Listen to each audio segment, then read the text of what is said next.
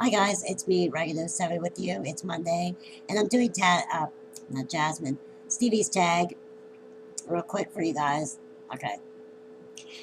Say you are married and have several young children, and the Nazi-like regime comes to power. Your only option are to join the party for you and your children to be sent to a concentration camp, i.e., FEMA.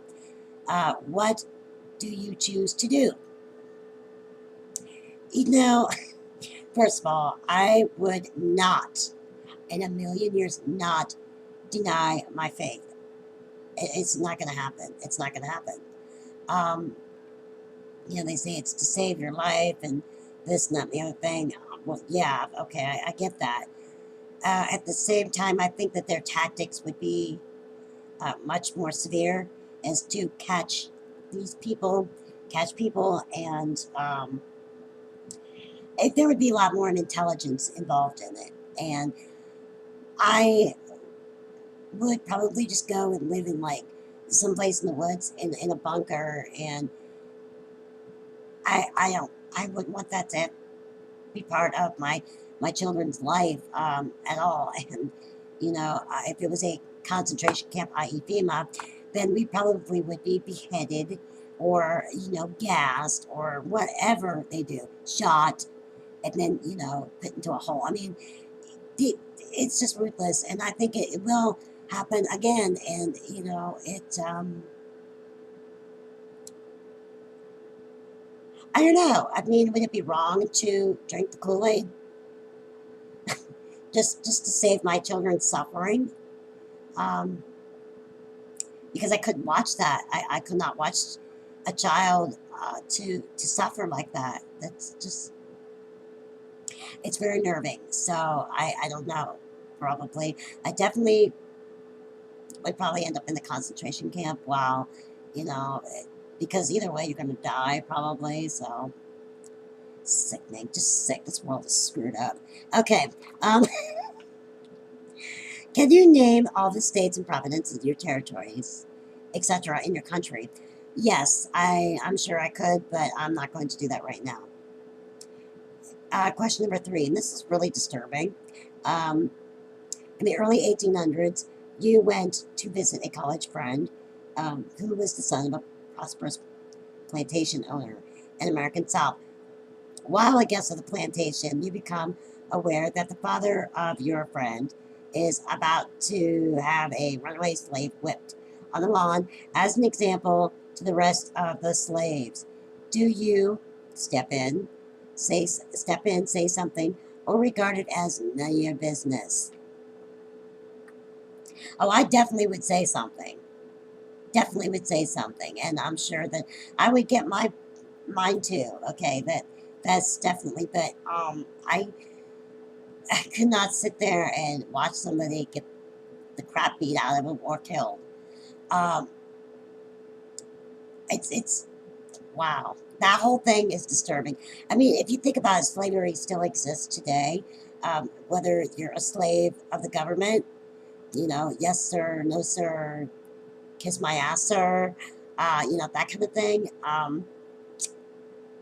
They're all a bunch of foxes, really, when it comes down to it. I mean, sly, little nasty things that the government thing does. Something like this, first of all, I don't think I would go, to be honest with you. I don't think I would go knowing that they were a plantation owner, knowing what was going on. I couldn't bear to do it. I don't think I would even do it. I'd be like, you know what, why don't you just come on up here? Because I really don't feel like watching slaves be beat or mistreated or whatever. And if they try to say, no, no, no, no, no, I'd be like, yeah, right, okay. So I'm not going to go down there with a bunch of idiots. And that's just my opinion. I did live in the South. Actually, I lived in Virginia for like 4.5 years. And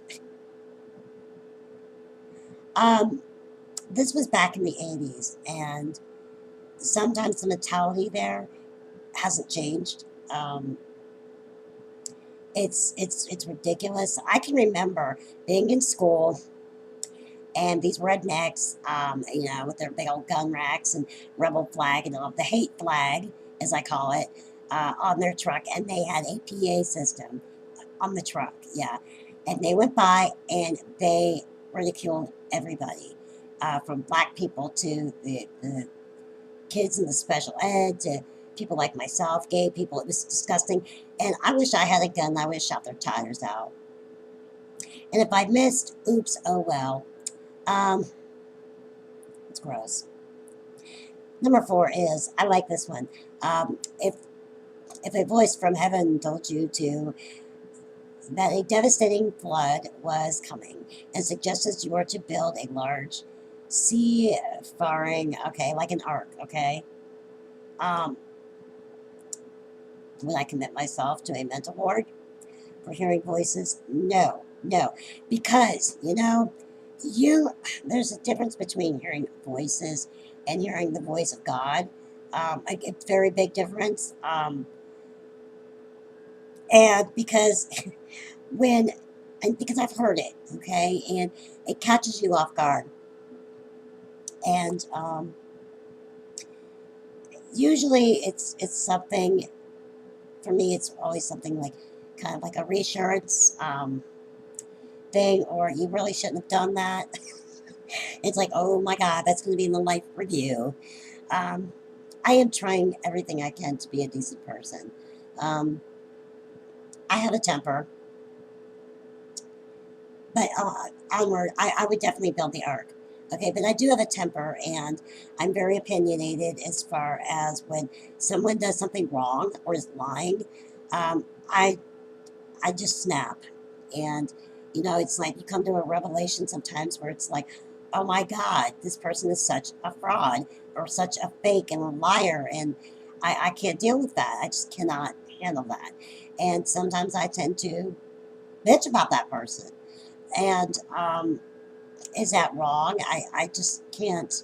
I can't make heads or tails of this situation sometimes because it's wrong that they're lying to a vast amount of people. And then again, it's like, well, if these people are so stupid that they're not saying it, then that's not my problem.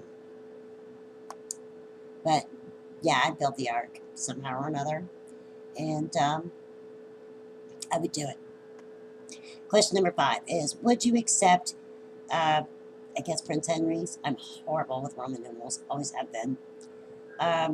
Proposal for marriage. And no, I'm not slow, thanks.